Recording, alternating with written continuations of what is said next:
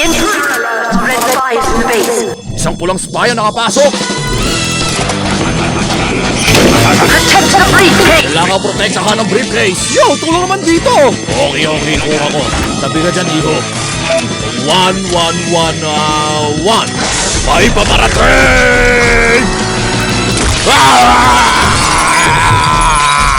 Hoy, nandito pa rin! Mga Ginoo?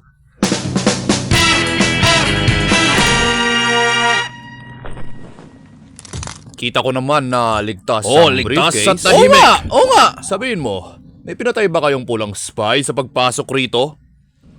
Wala? Eh di meron pa tayong problema. Pati kutsilyo. Malaking problema. Papatay ako ng maraming spy. Baka mamerang dosenang traidor ng mga gago kagaya mo. Biro lang. Kung magagawa mong mapatay sila, sinisigurado ko hindi sila kagaya ko. At hindi kagaya ng spy na nakapasok dito. Ano ka ba? Presidente ng mga samahan nila? Hindi. Yung nanay mo lang naman yun. Ano to? Teka, what? Tama lang. At nandito siya para tayo. Kaya makinig ka bata, o pornography yung pinagbibidahan ng mga mama mo ang pangalawang masamang mangyayari sa'yo ngayon. Akin na nga yan? Nakapasok na ang spy sa mga depensa natin.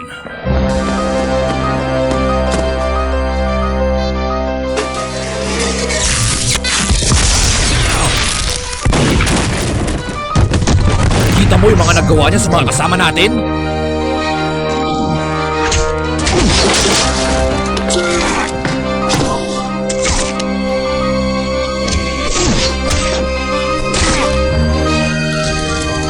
At ang malala sa lahat, maaaring isa lang siya sa atin.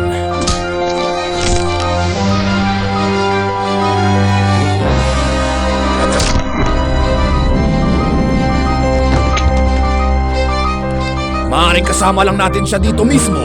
Nasa likod mo. Maaaring ako siya. O baka siya si... Wow! Bakit? Halata naman. Siya yung pulang spy. Tingnan nyo. Mamumula na siya ng mga ilang segundo na lang. Ilang segundo na lang. Diba? Pula. Ay hindi. Dugo yan. So, may problema ba tayo? Malaking problema. Sige, sinong handang harapin ang spy na ito? Ito lang sa likod nyo.